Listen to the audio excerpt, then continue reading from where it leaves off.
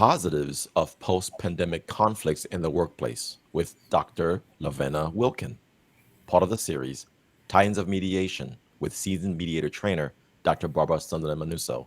That is our topic for today. Welcome to the Lawyers and Mediators International Show and Podcast by InstantMediations.com, where we discuss law and conflict resolution topics to educate both professionals and everyday people. Catch regular episodes on YouTube, the Instant Mediations app, and anywhere you get your podcasts. Just remember, nothing in these episodes constitutes legal advice, so be sure to talk to a lawyer, as cases are fact-dependent.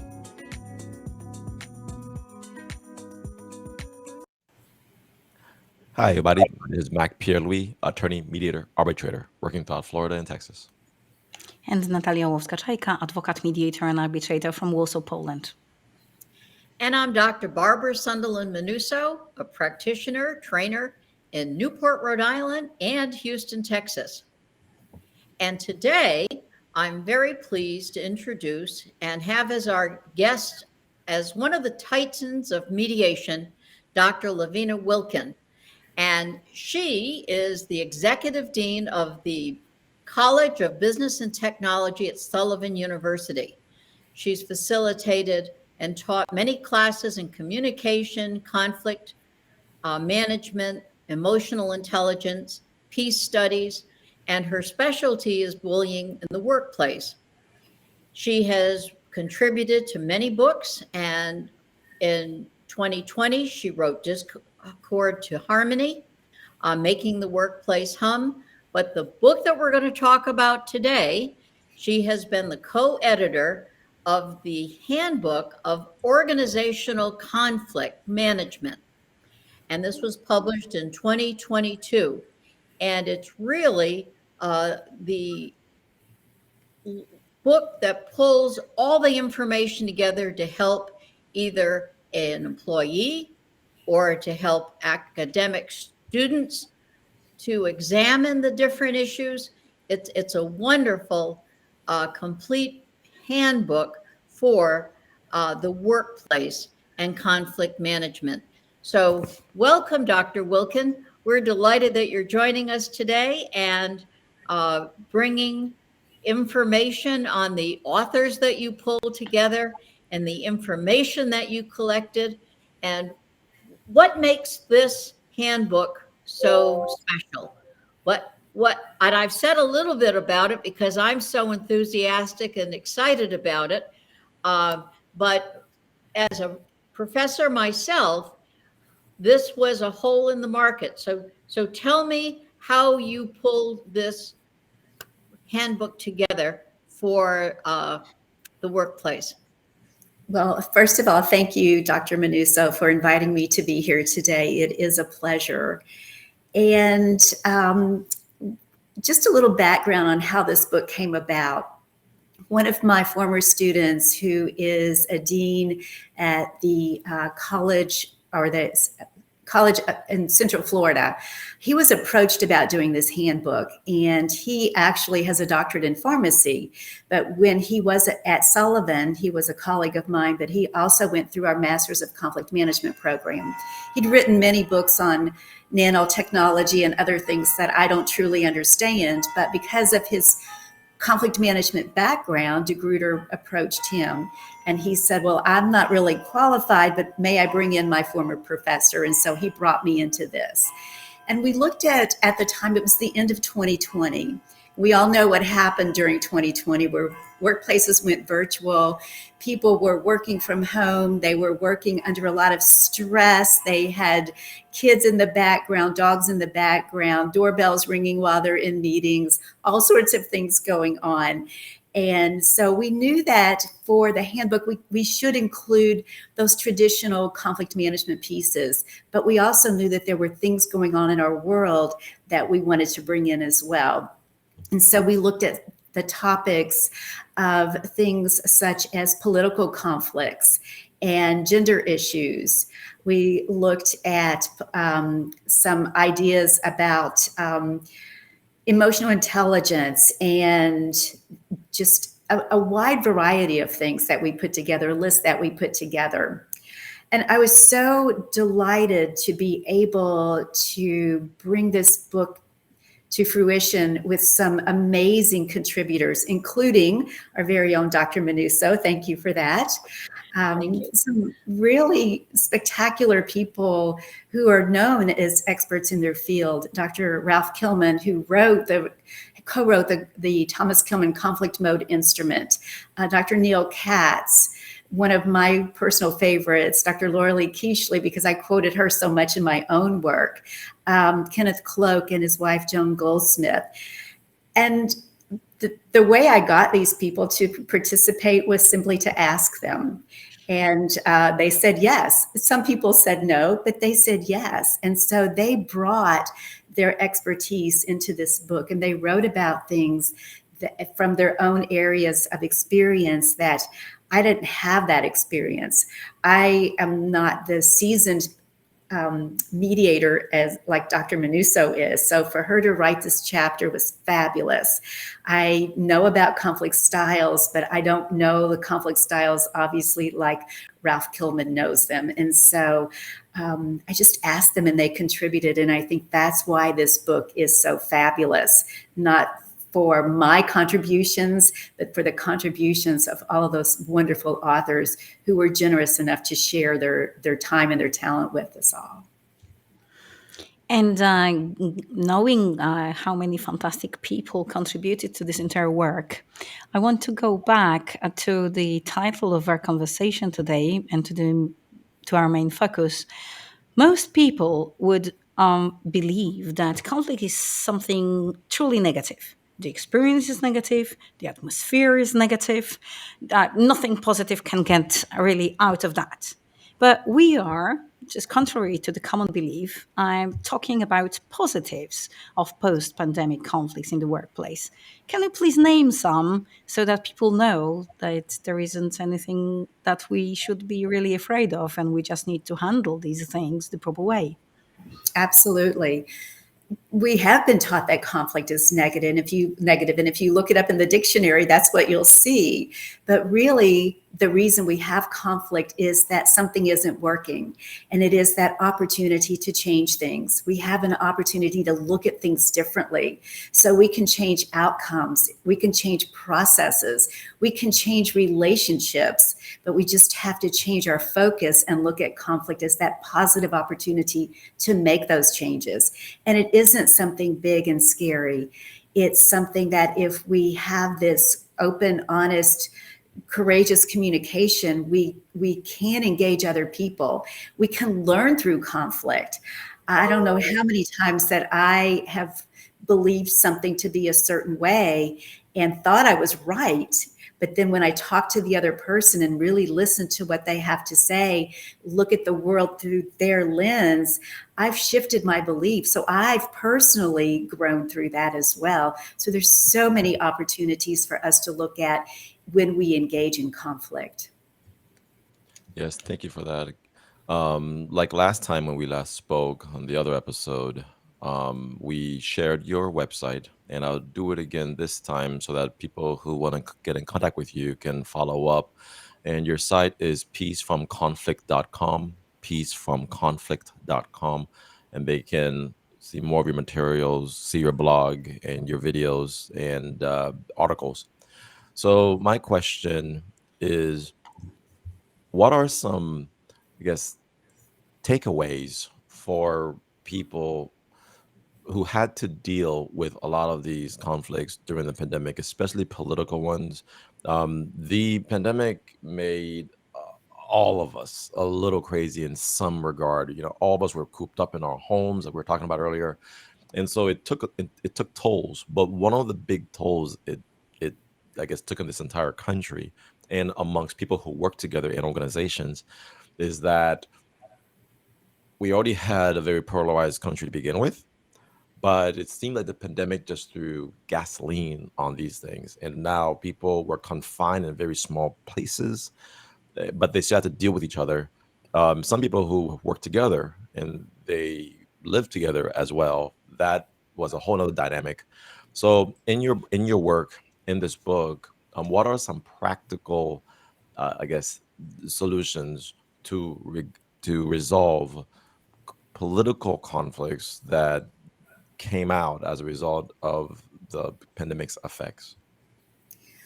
One of the things that I found through reading the articles or the chapters that were contributed and doing my own research is that we can't change other people. We can't change their thoughts. We can't change their values. And a lot of the time, the politics are their values. And so that's something that's very hard to move them away from, or move me away from too.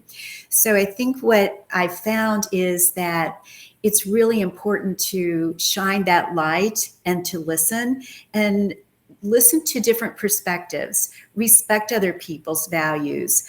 And how we communicate is so important, not just what we say, but how we say it, being respectful, listening, inviting diverse ideas. I want to hear why other people think differently than I do, because as I said, I might be able to grow from that. Or when I listen to them, then they are more likely to also provide me the respect and the opportunity to tell them what I think and what I believe.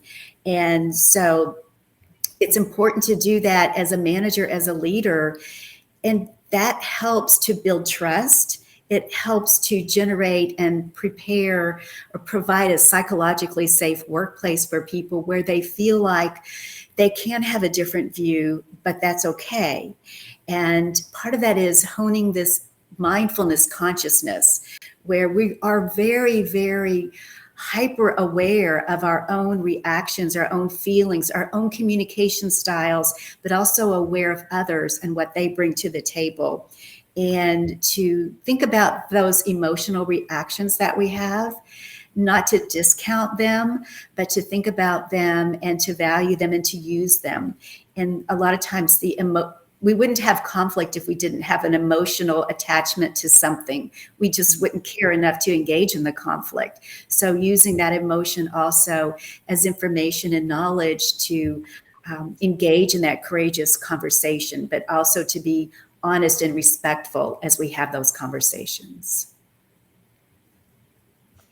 Dr. Wilkin, you're bringing out some important points.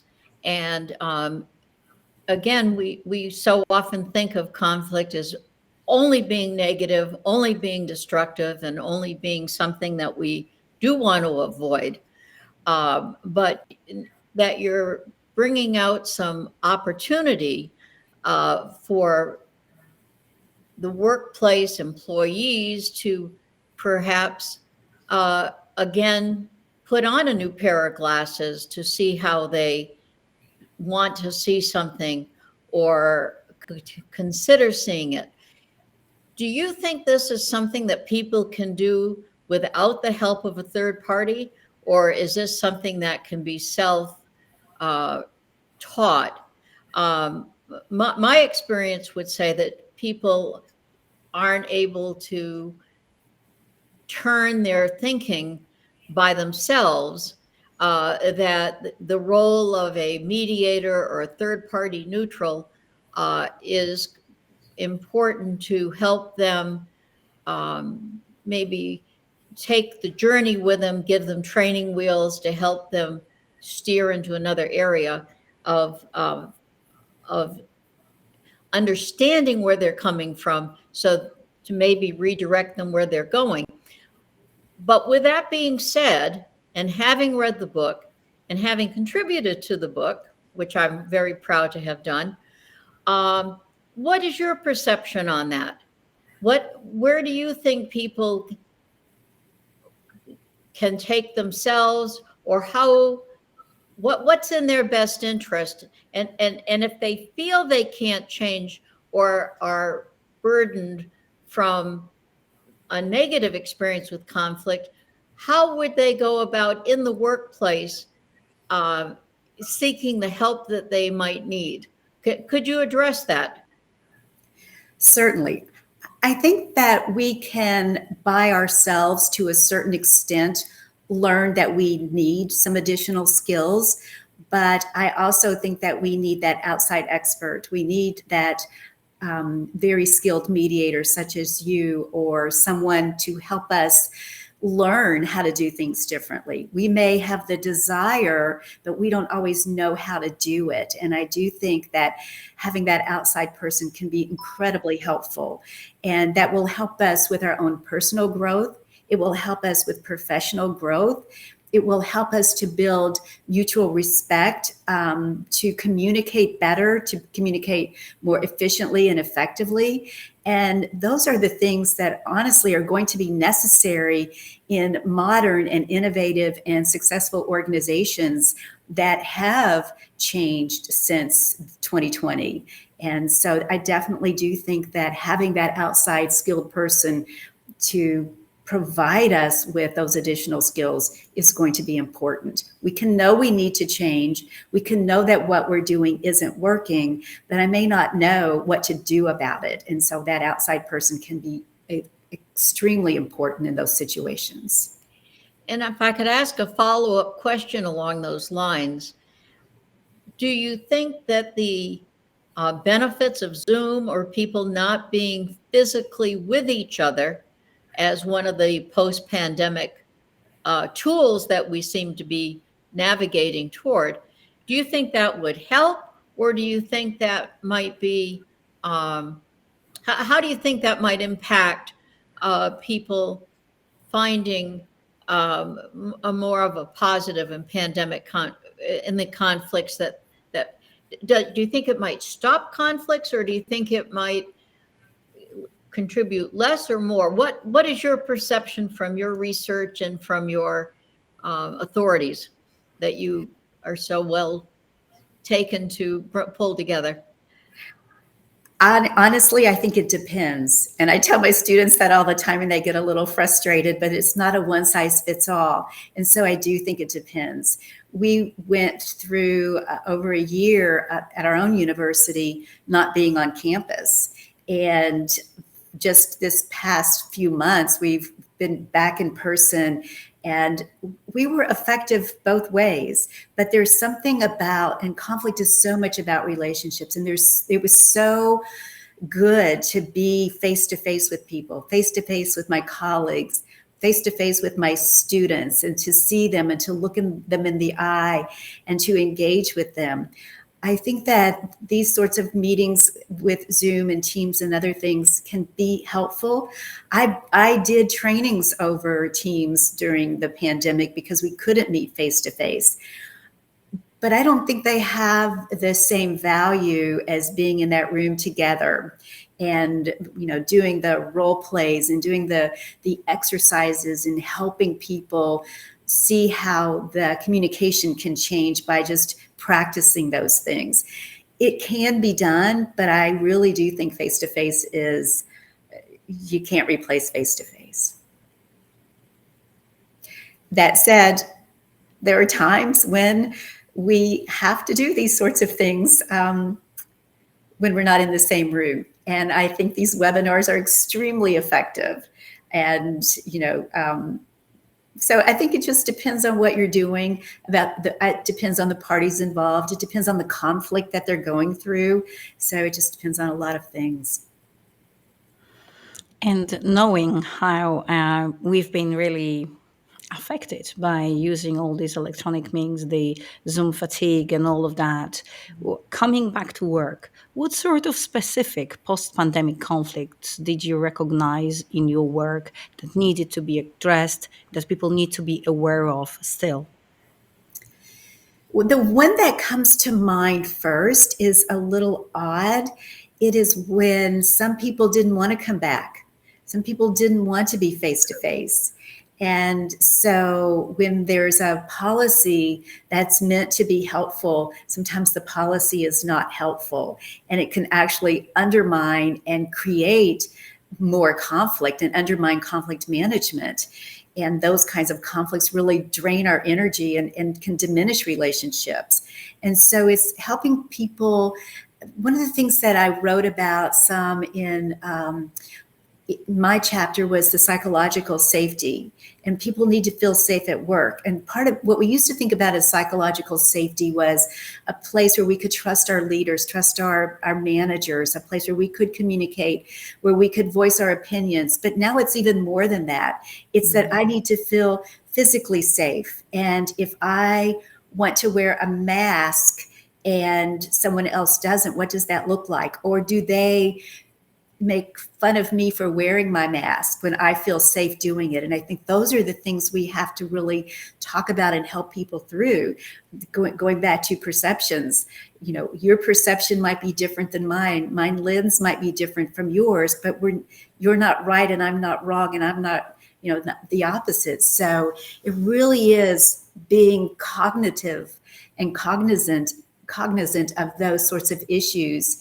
And as a leader and as a manager, building that place where people feel that they can trust me to come to me, they can talk to me, and I will have their backs, and I will go out and I will work with other people. And if I need to bring them together to have that conversation, and if I can't do it on my own, bringing in that outside mediator, that skilled person who can, again, further those conversations. Yes, and continuing along the same lines of conflicts at work, let me put you on the spot by just asking a random question that you see sometimes in the workplace. Suppose employer is having a staff meeting with different employees around the city, and they're doing this because of the pandemic. Pandemic's over, well, for most people, but they still choose to do these online meetings. But then one employee will leave their camera off. Okay, they don't want to, I guess, be a team player. That's how some people might see it. And this starts creating a little irritation amongst other staff members, especially if people feel like, well, look, I'm having to show my whole entire house and my kids running in the background, and they get to turn off their camera. Can you tell them to turn on the camera? These little things that we never thought were going to be big problems. This one situation, this one example has come up repeatedly. I've just seen it online where people were talking about this. Should I have to turn on my camera for my boss to see my house if we're in a office meeting, but they're invading my personal space? What would be your solution for such a conflict that's directly tying in technology, the pandemic, and this new world we live in with Teams and Zoom? Maybe we can negotiate some sort of a balance where maybe I can put up a backdrop, or like Barbara has her backdrop set up, and Zoom has those, and Teams has those. Maybe I can do that if I don't feel comfortable showing my house. So maybe that would be a negotiation, a little bit of a compromise there to do something like that. And I've been in obviously so many meetings where that same thing has happened, and people have said, well, I must be the only one who feels comfortable being on camera today. Somebody will say something like that. And if there's a lot of people, one of the things that I try to say is, well, it will help the bandwidth if I turn my camera off, if there are 20 people in here, and so we won't get that drag. So I think, if you can approach it in a way that makes people feel more comfortable about whatever their issue is, and that might be it. Figuring out, is it, I don't want people to see my child right here and my dog in the background, or my laundry behind me, or whatever that looks like, then I'll just put up the backdrop. Or, if it's that I just don't want to be on camera, then maybe I say, well, possibly I'm not feeling well today, so you really don't want to see this in the picture today. But I don't know, again, that there is a one-size-fits-all solution, but I think it would be important to find out why that person doesn't feel comfortable being on camera, and then you have that opportunity to address that. Well, Dr. Wilkin, again, this has been a very informative program and interview.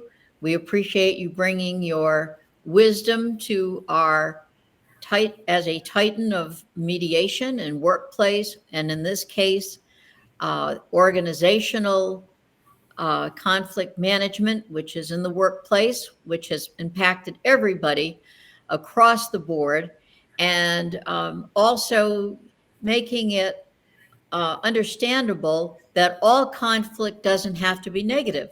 It's different, it's change, and not to be afraid of the change, that it can be a positive opportunity for people to see things differently, to feel different.